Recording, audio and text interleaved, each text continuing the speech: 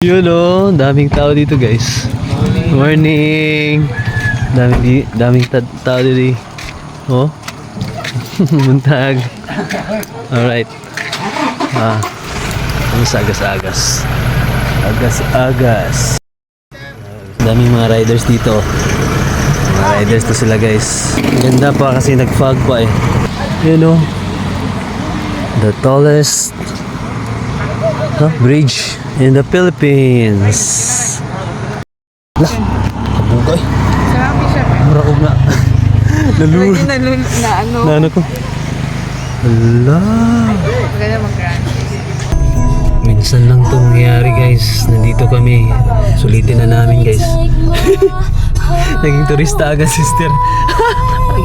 Ikaw ang turista dito eh. Nahawa. Yung driver ko yung turista eh. Nahawa to. So guys, yun, may video tayo sa baba. Ayun yung actual footage guys ng Agas-Agas Bridge kung walang fog.